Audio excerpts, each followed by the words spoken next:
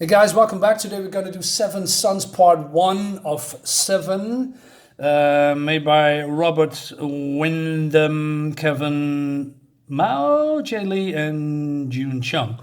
So I'm trying to do this video. I don't know, this is my first attempt because I'm getting interrupted all the time. People just knocking on my door want to, sell me stuff.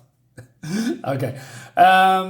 I made my last video. I told you that I'm doing a couple of comics that I want to review. This one snuck in because I got it yesterday. I just read it 10 minutes ago, and I want to talk about it. So what is this? This is a very interesting concept. This is a comic about this is an alternate universe, by the way. Or alternate history, maybe I should. That's probably the word. This is a world where religion. Let's say if religion has taken over the world. That sounds a little bit bad, but that's not really what I mean. But let's say we live now in a society when we live together with different people with ethnicity and different belief systems, right? From all different backgrounds, and we live together. In this comic, something happened 20 years ago. A prophet has predicted that a miracle would happen, and that actually happened.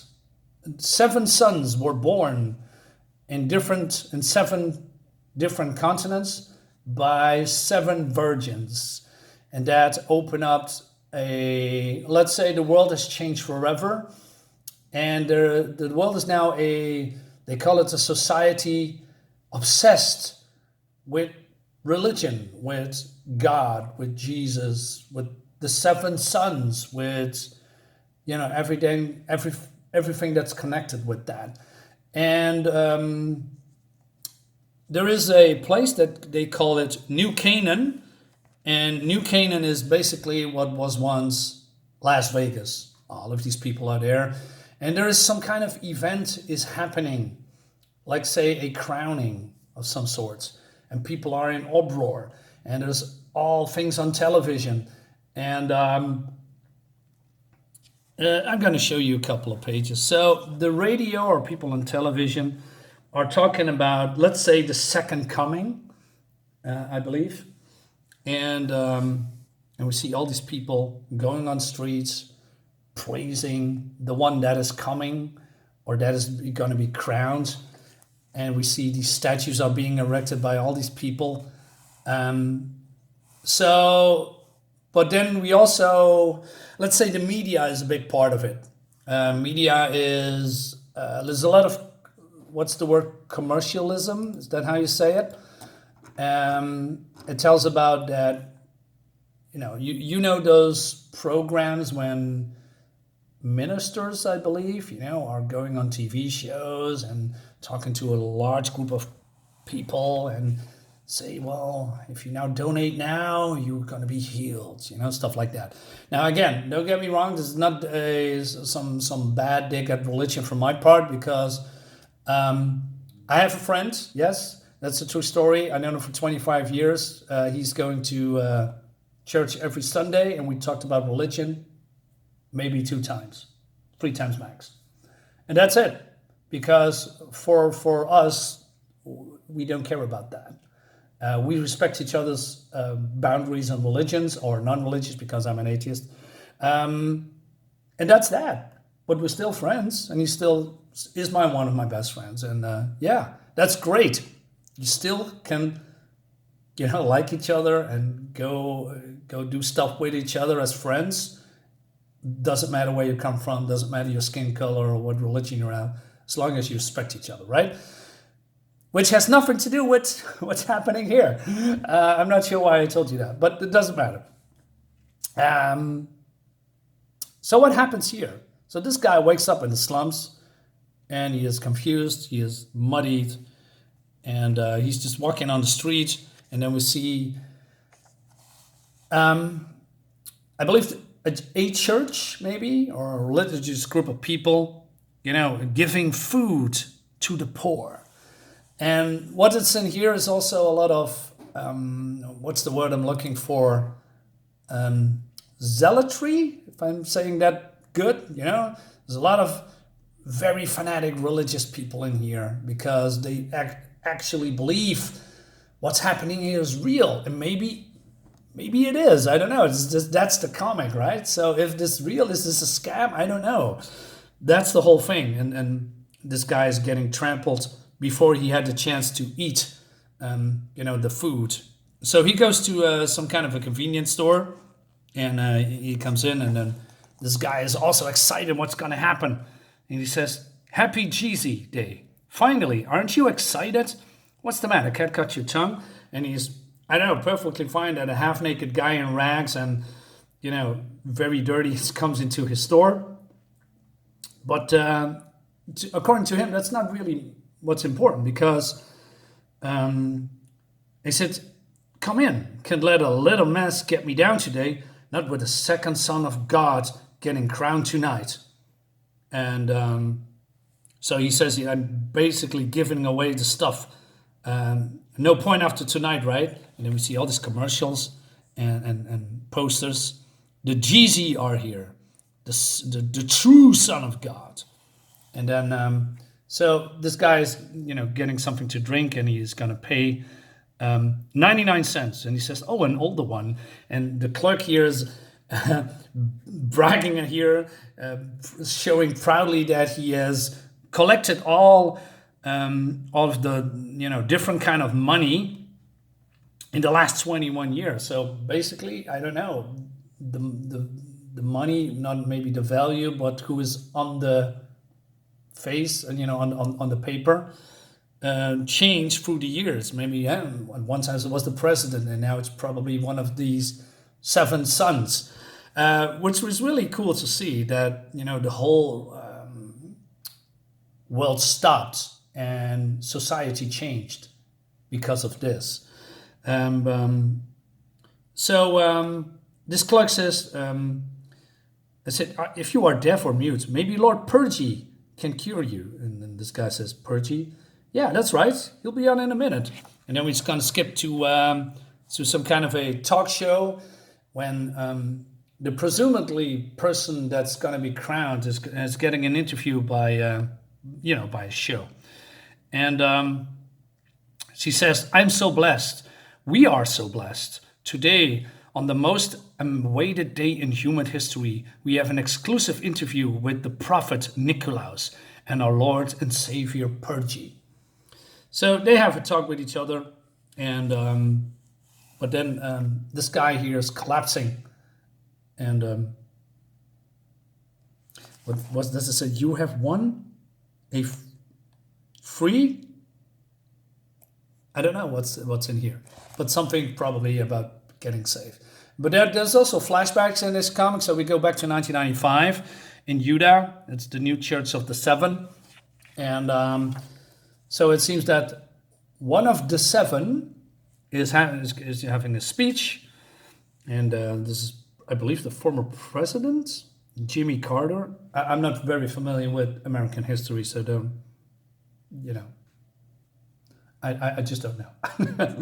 And all these people are clapping, and then the show is over, and so all these people and producers are coming to him and says, "How do I do?" So this is Lord Mir. So all these 7s are being called lords or saviors or that like that. So I believe one of the producers are getting here as he says, "Well, the numbers are through the roof. Pay-per-view exceeded projections. So what's next, Kirsten?" He says, "The Denver rally tomorrow morning, then a meeting with the merchandise team." And also Kirsten says that there are a couple of fundraisers with an overseas mission, hoping to meet with you about a shooting about PSA. Now, I'm not sure what PSA means, but so Lord Murrah says, looks at them and says, "I don't have the strength tonight. Let them down gently." So basically he says, "I don't have time," and, get him out of here. So Lord Purgy is having a break from all of what's happening. We see the statue behind him, and then, he's getting his door kicked in because, well, these so-called merchants are religious Muslim fanatics, and they want him killed because probably they don't like what they are seeing, because they want him dead. Maybe because I guess he's one of the seven. And he says, I was looking forward to the drink. And those who deny Allah shall drown in the lakes of their own blood. Have it your way then. And, there's a little bit more to sue, but he kicks ass. Yeah, he's really strong, and you see that he is being pretty creative when killing those fanatics. And he says, Allah's watchman. And then also Kirsten comes in, but she's been stabbed probably by, I believe, these religious fanatics. And goddamn, the whole crew who says, dear God, my whole team. Is anyone left? And he drinks some wine. He says, goddamn terrorists. And but then he's getting stabbed through the neck. And then we see his passing, and then people mourning. And the narrative says, we laid to rest his body behind the stone and waited. When he did not rise, the world mourned. Thank you, Nicholas. Because this is also a flashback on television, and then we see all of these 7 sons in 1998, New Canaan. And they are, being silent, praying. And it seems that all of these 7 sons, except for this one, are dead, murdered, disappeared, probably by these Muslim extremists. So the woman interviews this prophet. She says, 31 years ago, the day you published what can be called the most important book ever. Well, there's the Bible also, he says. And it seems that he has wrote the book of the 7 sons. And then when it when it spread through the world, it became religious. It became the most important book, along with the Bible. He says, prophets have always been met with skepticism, and God has not yet fulfilled any of the promises that he communicated through me. People need a proof to believe. And he says, the miracle, just as God foretold it, his humble servant passed on to the world. And we all thank you, she says. And then we're getting introduced to all these 7 sons, but also what happens to that. So there's only one left. It's called Lord Purgy. And he says, as you foretold that today on the 21st birthday, the one true Son of God would make himself known. So, and that's it. This is the time. And they talk about Allah's watchman, that they are been, hunting his all of these 7 sons for the day that have been born. And, let's say they don't like each other. Just as the sons of God are monsters, so do the spawns of Satan. These terrorists are the worst kind of evil. Despite being confronted with irrefutable proof, they cling to an antiquated, is that how you say it? Antiquated, Jesus Christ, antiquated beliefs in an attempt to rob the world of so much good. So the talk is about more what, what they are saying here. And now the time has come that the one should be crowned. And they are mourn the passing of the 7 sons. And so Lord Purgy rises up, and he's gonna make a crippled man walk again. Is that how you say it? He's gonna use a miracle and the one who was gonna be healed is the one who did the most for the religion. He says, Lieutenant David Archer lost his legs while serving in the last war. Afterwards, he devoted his life to the 7 sons ministry and has raised over $1.5 million for the stadium construct. So that's very convenient that he is the one that is now getting healed of all of the people. So that is exactly what's going to happen. And I believe you people seen this before. We don't have this stuff on television, but there's a lot of them in America, I believe, in the West, in the US. And yeah, people are clapping and they see what happened all over the world. Then we go switch to the, let's say, Allah's Watchmen. And but then the commercial goes also, call in next 10 minutes and you too can heal the crippled with a free miracle mug. So yeah, like I said, there's a lot of commercialism, zealotry, overhyping, fanatical religion from both sides. And so he's been greeted by, I don't know who this guy is, but he says, may Allah see on our holy mission through the end, and probably something is going to happen. Because this guy says they tripled security, but we find a way into the stadium. While all the commercials are being surrounded here with on the television. And then this is in some kind of a grotto or something. I'm not entirely sure. So we go back to this guy that's been collapsed in the store, and police and rescuers and medics are here. And then we also see what's happening here. Only 99 order now. And then we see 1978, 1989, 1996, July 7th, 1998. You know, those statues are being made. But then when he's getting cleaned up, these people are being in shock. And they say, dear Lord in heaven. And the last thing we see is that this guy, whoever he is, he says, I remember everything. And it says here, the Jesus is Reborn sale, 50% off. Well, these people are bowing to him. So, yeah, I don't know, this is incredible stuff. There's a lot of going on here. And Canaan White, what I'm saying, JAE Lee's art, to be honest, I'm not really a big fan of his work, but what he's doing here with the darker tones and also sometimes very bright coloring. That's not what JAE Lee is doing, but you know how the complete package is here. You know, some darker tones.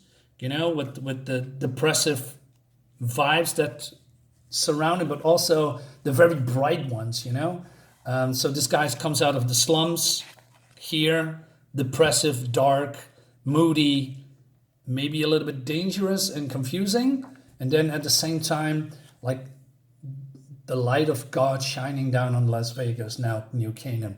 Brilliantly done. It's deliberate. I really wonder if a couple of my viewers, if there are people here that believe in religion or in God or in Allah and whatever belief you have, is this offensive to you?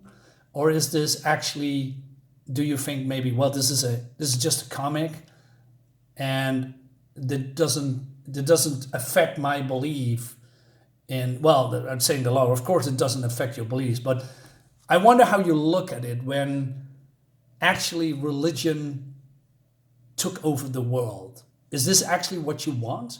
Because this is maybe one of the million endless possibilities, you know, when zealotry, like I told you before, and fanatics make a living out of religion, and that's now normalized. I wonder how people look at it. I'm genuinely curious. Yeah, Seven Sons, something different, something new, something bizarre. I wonder how it's gonna go. Guys, thank you so much for watching. Hope you liked the video, and I'll see you next time. Bye-bye.